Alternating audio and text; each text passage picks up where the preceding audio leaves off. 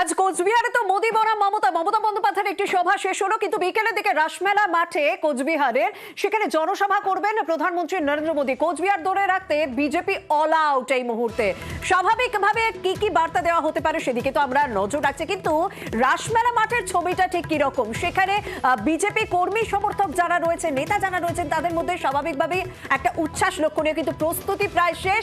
আমরা দেখতে পাচ্ছি ইতিমধ্যে বিজেপির নেতা কর্মীরা তারা ঢুকতেও শুরু করে দিয়েছেন। আমাদের প্রতিনিধি পার্থ আমাদের সঙ্গে রয়েছেন। পার্থ, তোমার পিছনের দিকে যে গেট করা হয়েছে সেই গেটে দেখছি আস্তে আস্তে মানুষ ঢুকতে শুরু করে দিয়েছেন। এখনো তো প্রধানমন্ত্রী আসতে দেরি রয়েছে, কিরকম দেখছো চারিদিকে ছবি? কি আশা করছেন মানুষ? একেবারেই তাই। দেখো, এখনো কিন্তু ঘন্টা দেড়েক বাকি, কিন্তু সকাল 10টার থেকে কিন্তু মানুষজন এখানে কিন্তু ভিড় জমাতে শুরু করেছে। 2019 সালে এই রাসমেলা মাঠেই কিন্তু লোকসভা নির্বাচনের আগে জনসভা করে গেছিলেন এই প্রধানমন্ত্রী নরেন্দ্র মোদী। তার 5 বছর অবসান, তারপর আবারও আসছেন মোদী। এবং উত্তরে ভোট পর্ব, যেহেতু প্রথম দফায় ভোট এই 19 এপ্রিল কোচবিহারে, তার আগে কিন্তু কিছুক্ষণ আগেই মুখ্যমন্ত্রী মমতা বন্দ্যোপাধ্যায় কোচবিহারেরই মাথাভাঙায় জনসভা করে গেছেন। তারপর আর ঘন্টা দেড়েক বাদেই মোদী আসছেন এই কোচবিহার রাসমেলা মাঠে, এবং তাকে ঘিরেই কিন্তু বিজেপি কর্মী সমর্থকদের যে উৎসাহ উন্মাদনা তা কিন্তু আমরা সকাল থেকে লক্ষ্য করছি। একদিকে যেমন মোদী টি শার্ট পরে যেমন কর্মী সমর্থকরা ঢুকছেন এখানে মঞ্চের পাশাপাশি মোদী টুপি, এমনকি মহিলারা তারা কিন্তু গেরুয়া শাড়ি পরে চলে এসেছেন এই রাসমেলা মাঠে। কারণ আমরা জানি রাজনৈতিক দিক থেকে যদি আমরা শক্তির বিচার করি তাহলে কিন্তু কোচবিহার এখনও কিন্তু বিজেপি শক্ত ঘাঁটি।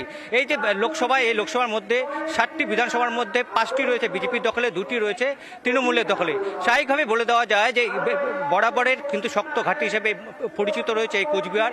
সেই কোচবিহারে দলীয় কর্মী সমর্থক, শুধু কোচবিহার নয়, পাশাপাশি আলিপুরদুয়ার, এই 2টি লোকসভা কেন্দ্রকে সামনে রেখে আজ প্রধানমন্ত্রী কি বার্তা দেন সেদিকে তো রাজ্য তো বটে। জানতে চাইবো যে সত্যিই তো মানে এটা দেখতে গেলে রাজনৈতিক অঙ্কে বা ভোটের অঙ্কে যদি দেখা যায় বিজেপির এটা শক্ত জায়গা কোচবিহার, কিন্তু সেই শক্ত জায়গায়, সেই শক্ত ঘাটিতে দাঁড়িয়ে আজ তৃণমূল নেত্রী মমতা বন্দ্যোপাধ্যায় ইস্যু ধরে ধরে নিশানা করলেন। সেই ইস্যুতে অবশ্যই কেন্দ্রীয় স্বরাষ্ট্র প্রতিমন্ত্রী যেমন রয়েছেন, সেই ইস্যুতে যেমন প্রধানমন্ত্রী রয়েছেন, সেই ইস্যুতে তেমনই কেন্দ্রীয় এজেন্সি রয়েছেন। ইস্যু ধরে ধরে নিশানা করলেন। সেই জায়গা থেকে প্রধানমন্ত্রীর কাছ থেকে কি শুনতে চাইছেন বিজেপির নেতা কর্মীরা? তারা কি বলছেন? তারা ঠিক কোন বার্তাটা পেতে চাইছেন?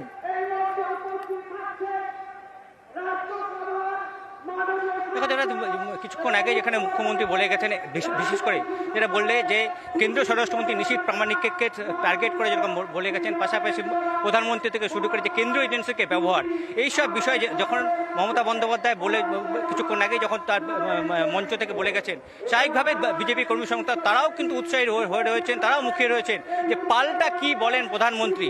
কারণ মুখ্যমন্ত্রী কিছুক্ষণ আগে যেখানে এই কোচবিহার জেলাতেই তিনি জনসভা করে একেবারে বিধে গেছেন এই বিজেপি, এমনকি কেন্দ্রীয় স্বরাষ্ট্রমন্ত্রী নিশীথ প্রামাণিক থেকে শুরু করে কেন্দ্রীয় এজেন্সি, স্বাভাবিকভাবেই এখানকার যারা বিজেপির কর্মী সমর্থকরা রয়েছেন, নেতারা রয়েছেন, যারা ভোট প্রার্থীরা রয়েছেন, তারাও কিন্তু এখন মুখিয়ে রয়েছেন পাল্টা কি বার্তা দেন মুখ্যমন্ত্রী মমতা বন্দ্যোপাধ্যায়কে এই রাসমেলা মাঠ থেকে প্রধানমন্ত্রী, সেই দিকেই কিন্তু এখন নজর এবং সেদিকেই কিন্তু তাকিয়ে রয়েছে। একটা প্রশ্ন করতেই হচ্ছে, কারণ আমি দেখতে পাচ্ছি তোমার পিছনের দিকে যারা যাচ্ছেন, ঢুকছেন এই সভার দিকে, তারা জল খেতে খেতে যাচ্ছেন। স্বাভাবিক, গোটা রাজ্যেই বেশ ভালো গরম পড়েছে। আজ কোচবিহারের টেম্পারেচার কত সেটা কি একটু জানাতে পারবে? কারণ এখানে কি রাজনৈতিক বক্তব্য শুনতে আসা, বিজেপি যাকে মুখ করেছেন প্রধানমন্ত্রী নরেন্দ্র মোদী, তার বক্তব্য শুনতে আসে, না প্রধানমন্ত্রীকে দেখতে আসা? সেটা নিয়ে তুমি কি বুঝছো, কি আভাস পাচ্ছ এই গরমের মধ্যেও? দেখো, একেবারেই তাই। দেখে সকালের দিকে কিন্তু তাপমাত্রা এখানে যথেষ্টই ঠান্ডা ঠান্ডা ভাব ছিল, 19 থেকে 20 ডিগ্রি টেম্পারেচার ছিল, কিন্তু বেলা বাড়ার সঙ্গে সঙ্গে কোচবিহারের তাপমাত্রা কিন্তু গ্রাফও কিন্তু চড়ছে। একদিকে যেমন রাজনৈতিক উত্তাপ বাড়ছে, তেমনি কিন্তু তাপমাত্রা গ্রাফও কিন্তু চরচর করে বাড়ছে এখানে কোচবিহারে। এই মুহূর্তে কোচবিহারের তাপমাত্রা রয়েছে 27 থেকে 28 ডিগ্রির আশপাশে। স্বাভাবিকভাবেই যথেষ্ট গরম। আর এই গরমের মধ্যে আমি যেটা তোমাকে আগেই বলছিলাম, সকাল 10টা থেকে কিন্তু বিভিন্ন গ্রাম থেকে, শুধু কোচবিহার নয়, কোচবিহার, আলিপুরদুয়ার, এই 2টি জেলার বিভিন্ন গ্রাম থেকে, বিভিন্ন চা বাগান থেকে কিন্তু বিজেপি কর্মী সমর্থক তারা ভিড় জমাচ্ছেন। এবং স্বাভাবিকভাবে যে সকালের দিকে যে টেম্পারেচার ছিল তার থেকে প্রায় 6 থেকে 7 ডিগ্রি টেম্পারেচার ইতিমধ্যে বেড়ে গেছে। স্বাভাবিকভাবে যেটা তুমি বলছিলে যে অনেকে মানুষই কিন্তু তৃষ্ণার্ত হয়ে পড়ছে, এবং যে স্বাভাবিকভাবে প্রধানমন্ত্রী কি বার্তা দেন সেই বার্তা শোনার জন্য আসছেন। স্বাভাবিকভাবে কোচবিহারে যেমন তপশিলি জাতি উপজাতিদের ভোট একটা বড় ফ্যাক্টর, সেক্ষেত্রে তো রাজবংশী ভোটও সব থেকে বেশি নজরে। তাই কোচবিহারে দাঁড়িয়ে রাজবংশী ভোট কার ঝুলিতে থাকবে সেরকমই রাজনৈতিক বক্তব্যে প্রত্যেকটা রাজনৈতিক দলের নেতাদের পাওয়া যাচ্ছে। আর সেক্ষেত্রে অনন্ত মহারাজ এই নামটা তো ভুললে চলবে না। বিজেপির টিকিটে যিনি পশ্চিমবঙ্গ থেকে প্রথম রাজ্যসভার সাংসদ হয়েছেন, সেই অনন্তই ফের বিস্ফোরক হলেন এবং তার দাবি রাজবংশীদের যে প্রতিশ্রুতি দেওয়া হয়েছিল বিজেপির পক্ষ থেকে সেই প্রতিশ্রুতি পূরণও করেনি। ভোটের মুখে আবারও পদ্মে অনন্ত অস্বস্তি। এবং নিউজ 18 বাংলার এক্সক্লুসিভ সাক্ষাৎকারে সেই অনন্ত মহারাজ কি বলছেন শুনুন। শাসক দল তাদের বক্তব্য যে বিজেপি যে প্রতিশ্রুতি দিয়েছিল রাজবংশীদের নিয়ে, বিভিন্ন উন্নয়নের নিয়ে, সেই সমস্ত প্রতিশ্রুতি তারা একটাও পূরণ করেনি। এটা তো সত্য কথা, এটা তো সত্য কথা। কেন করে না ওইটা তো আমি জানি না। আমাদের কেন্দ্রীয় শাসিত রাজ্য ডিমান্ড নয়, কেন্দ্রীয় শাসিত রাজ্য গঠন করার জন্য গভর্নমেন্টের কমিটমেন্ট। আমরা স্টেট চেয়েছি, ওটা সেই বলছে এখন সংবিধানে ফার্স্ট শিডিউলে নেই, এটা স্টেট গভর্নমেন্ট করবে, সেন্ট্রাল করতে হবে। সেই কথাটাই জনসাধারণ বলতেছে, জনতা যা বলবে সেটা তো করতে হবে। যেমন কারো গলায় দড়ি লাগা যায়, লাজ ভান্ডি কি চেনেন তো, বান্ধব মাদারি দেখায় না, খেলা দেখায় না, এরা এরা ওই স্টাইলে হয়। আমি মাদারি নই, আমি ভান্ডিও নই, ঠিক আছে? আমার গলায় দড়িও লাগা যাবে না, আমাকে নাচাও যাবে না। উত্তরবঙ্গে রাজবংশী ভোট ফ্যাক্টর। রাজবংশীদের স্বঘোষিত মহারাজ অনন্ত রায় ওরফে অনন্ত মহারাজ 21-এর ভোটের আগে অনন্তর বাড়িতে যান কেন্দ্রীয় স্বরাষ্ট্রমন্ত্রী অমিত শাহ। 2023-এ অনন্ত মহারাজকে রাজ্যসভায় পাঠায় বিজেপি। সাংসদ হিসেবে শপথ নিয়েই গ্রেটার কোচবিহারের দাবিতে সুর চড়ান অনন্ত। গ্রেটার কোচবিহার স্টেট দাবি, এটা তো উঠছেই, ওনার করণীয় সেটা গভর্নমেন্টকে করতে হবে। সেই বিষয়ে আমি গভর্নমেন্টের সঙ্গে আলোচনা করব। এর কয়েক মাস পরেই স্বপ্নভঙ্গ। মাননীয় গৃহমন্ত্রীকে জিজ্ঞাসা করেছিলাম এইবার আমাদের ইউটিটা বানিয়ে দেবেন, মাননীয় গৃহমন্ত্রী বলেছে দেখ রেখে। তা এরপর আর কিছু কথা থাকে নাকি? কালকে ফোন করে আমাকে বললো নোটি কি ক্যা হো রা সব, इसको बंद करवाइए, ইউটি নিয়ে হোগা। এটা বুঝলাম, আমি বুঝলাম যে ইউটি দিচ্ছে না। সামনে লোকসভা ভোট, বৃহস্পতিবার কোচবিহারে নরেন্দ্র মোদীর সভা।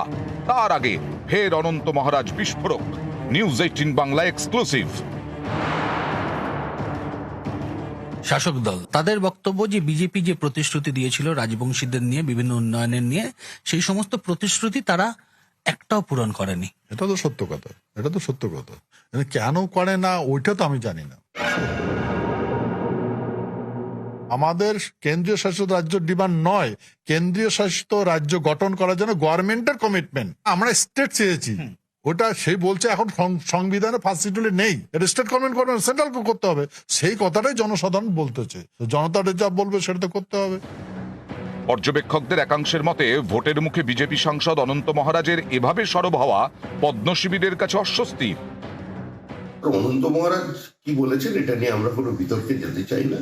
পশ্চিমবঙ্গ বিজেপি এবং সর্বভারতীয় বিজেপি কোনো খণ্ড বিখণ্ডের উপর আস্থা রাখে। পশ্চিমবঙ্গের বর্তমান ভৌগোলিক সীমারেখাকে অক্ষুণ্ণ রেখেই আমরা এখানে সার্বিক বিকাশের পক্ষে। ক্যামেরায় রাজীব কুমার সিং এর সঙ্গে ভেঙ্কটেশ্বর লাহিড়ী, নিউজ 18 বাংলা। পৃথক রাজ্যের দাবি নিয়ে নিউজ 18 বাংলায় ক্ষোভ প্রকাশ করলেন অনন্ত মহারাজ এবং তিনি বলছেন যে প্রতিশ্রুতি দেওয়া হয়েছিল বিজেপির পক্ষ থেকে সেই প্রতিশ্রুতি পূরণ করা হয়নি। অর্থাৎ প্রধানমন্ত্রী সভা যখন আজ, তখন কোথাও একটা অনন্ত মহারাজকে নিয়ে অস্বস্তিতে পড়তে হচ্ছে বিজেপি। তবে বিজেপির রাজ্য সভাপতি সুকান্ত মজুমদার তিনি কিন্তু বলছেন আজকে প্রধানমন্ত্রীর যে সভা রয়েছে সেই সভায় অনন্ত মহারাজ উপস্থিত থাকবেন। শুনবো বক্তব্য। এটা প্রথাগতভাবে বিগত 5-10 বছর ধরে ভারতীয় জনতা পার্টির সাথে আছে, কারণ এর আগে রাজবংশীদেরকে এই ধরনের সম্মান ভারতীয় জনতা পার্টি ছাড়া কেউ দেয়নি। এটি রাজবংশী ঘরের ছেলেকে আমরা ভারতবর্ষের হোম মিনিস্টার MOS বানিয়েছি। এই সম্মান উত্তরবঙ্গের থেকে কেউ এর আগে পায়নি, এটা বিরল সম্মান। আমরা রাজবংশী সমাজের সংস্কারক, অন্যতম সংস্কারক নগেন্দ্রনাথ রায় অর্থাৎ অনন্ত মহারাজ, আমাদের সকলের শ্রদ্ধেয়, তাকে আমরা রাজ্যসভার সাংসদ করেছি। তিনি বিজেপির ডাইরেক্ট মেম্বার না, কিন্তু তবু তাকে আমরা সামাজিক মুখ হিসেবে তাকে আমরা রাজ্যসভার সাংসদ করেছি এবং উনি বর্তমানে বিজেপির সাথে আছেন, আজকেও মঞ্চে থাকবেন। অর্থাৎ অনন্ত মহারাজ